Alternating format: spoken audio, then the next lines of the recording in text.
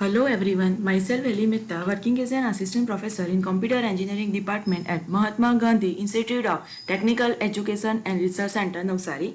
Our subject is Computer Network. Our unit is 4, Network Layer. So today our topic is hierarchical routing. Okay, as network grow in the size, the router routing table grow proportionally. Okay, so when network is small, routing table is by default small. But when network grow in the size, the routing table also grow. Okay, router memory, CPU time, and more bandwidth consumed to send status reports about them. Okay, so as routing table grows, the router's memory, CPU time, and bandwidth will also increase. When hierarchical routing is used, the routers are divided into the regions. Okay, so we have a multiple regions. Okay, each router knowingly all the details about how to route packets to destination within its own regions. Okay, so we have a multiple regions, and all routers know the detail about how the router packets are sent to the destination between their regions. Okay, but knowing nothing about the internal structure of other regions. Okay, so suppose we have a 5 regions. Okay, so particular regions know the structure and how the packet are sent to destination within their regions. They know all about it, but they knowing nothing about the internal structure of other regions. Okay, so see here. Here we have in diagram we have a 5 regions, that is region 1, region 2, region 3, region 4 and region 5. Okay, so here they know about their regions only. Okay, so 1A, 1B and 1C, how the packet is sent between them, they know all about it, but region 1 don't know about the internal structure of region 2. Okay, so this is the hierarchical structure. So for a full table for 1A. So here we take one node 1A. Okay, so from 1A to 1B, these are the destinations. Okay, so 1A, 1B, 1C. Here 2A, 2B, 2C, 2D. So 2A, 2B, 2C, 2D. Now here 3A and 3B. So 3A and 3B. Okay, 4A, 4B, 4C. So 4A, 4B, 4C.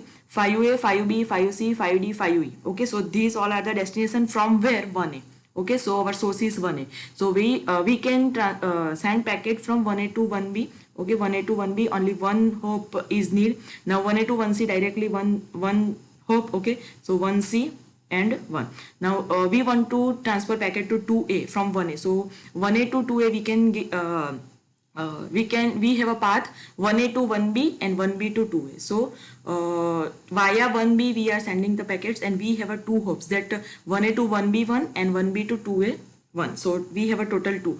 Now we want to send at 2B. Okay, so via 1B, so 1A to 1B 1, 1B to 2A 2 and 2A to 2B 3. So here we have a 3 hops. Okay, now at 2C, so 1A to 1B 1, 1B to 2A 1 and 2A to 2C 3. Okay, so here we have a 3 hopes. Now for 2D. Okay, so from 1A, so 1A to 1B 1, 1B to 2A 2, 2A to 2B 3 and 2B to 2D 4. Okay, so we need 4 hopes. So here we have a 4 hopes. So like this for 3A.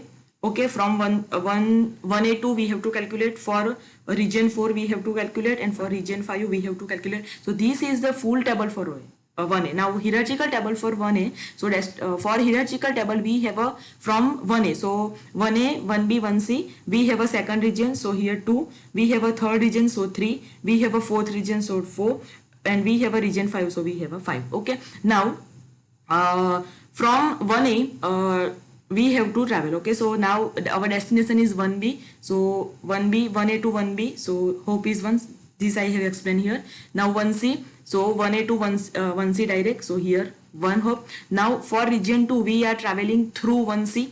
Okay, for every nodes. Okay, so here we write for region 2 we travel via 1B and we need 2 hops. Okay, now for destination 3 we travel via 1C. Okay, region 3. So 1A to 1C, 2, 3A and 3B we are traveling. So here we have a 1C. Okay, and we are using 2 hops. Now for region 4 we are also using 1C. So here line is 1C and we need 3 hops as 1A to 1C, 1, 1C to 3B, 4, 3B and then 3B to 4B. So there are total 3 nodes. Now for region 5. We are from region 1 to region 2, 3, 3 to 4 and 4 to 5. So total 4 hops are there. So this is the hierarchical table for 1A. Okay.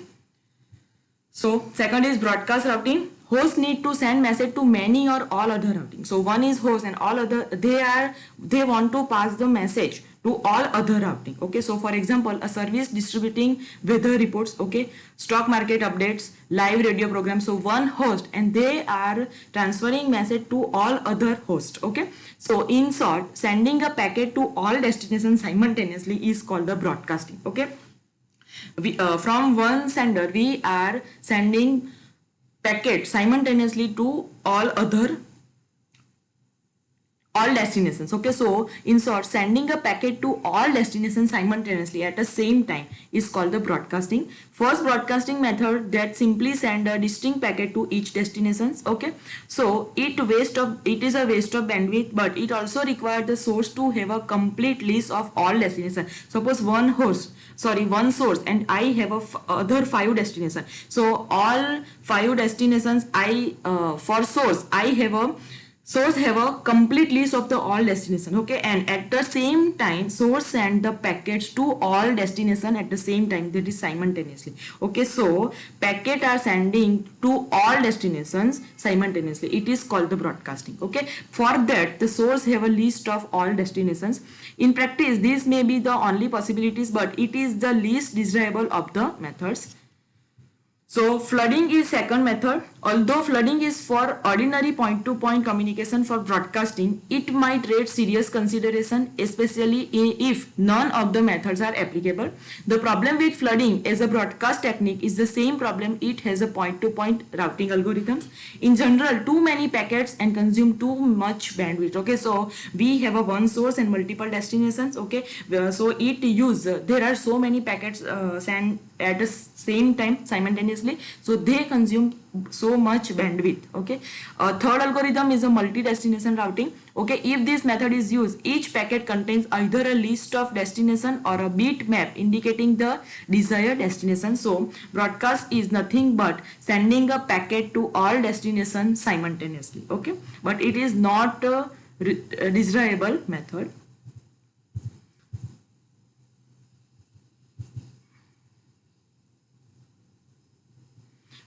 When a packet arrives at a router, the router checks all the destination to determine the set of output lines that will need it. Okay, the router generates a new copy of the packet for each output line to be used and includes in each packet only those destinations that are to use the lines. Okay, for fourth broadcast algorithm makes explicit use of the sync tree for the router initiating the broadcast or any other convenient spanning tree for that matter. A spanning tree is a subset of the subset that includes all the routers but contain no loops. Okay, so a spanning tree is a subset of tree but there is no loop. Okay, if each router knows which of its line belongs to the spanning tree, it can copy an incoming broadcast packet onto all the spanning tree lines except the one it arrives on. Okay, so all other each router know which of these lines belong to that spanning tree. They can copy the incoming broadcast packet onto all the spanning tree, but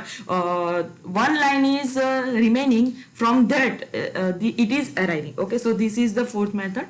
Okay, now next is multicast routing. Sending a message to a group, okay, is called a multicasting, and its routing algorithm is called multicast routing. Okay, so we are sending a message to group. Okay, that is known as a multicasting. Multicasting requires group management. Okay, need to create and destroy group and to allow process to join and leave the groups. Okay, so we are sending the message in a group. Okay, so this is known as a multicasting, in which group management is required. Okay, we have to create a group, we have to destroy the group, and we have to allow the process to join the groups and leave the groups. Okay, to do multicast routing, each router computes a spanning tree covering all other routers. Okay, so for example, in figure A, we have two groups 1 and 2.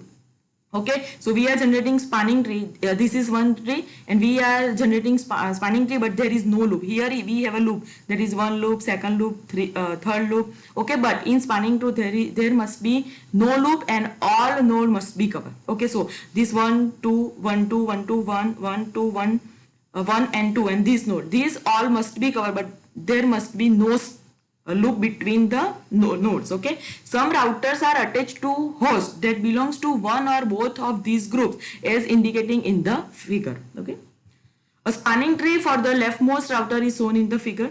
Okay, when a process sends a multicast packet to group, the first router examines its spanning tree and prunes it, removing all lines that do not lead to hosts that are members of that group. Okay, in our example, figure C shows the prune spanning tree for the group 1. Okay, so for that tree, we have this prune spanning tree. Figure D shows the prune spanning tree for group 2. Multicast packets are forwarded only along the appropriate spanning tree. Okay, so remember only this. For multicast, we are sending a message to a group. Okay, so sending a message to group is called multicasting. For multicasting, we are sending the message in a group. So group management is required. We have to create the group, destroy the group, and we allow the process to join the group and leave the group. So this is the multicast routing.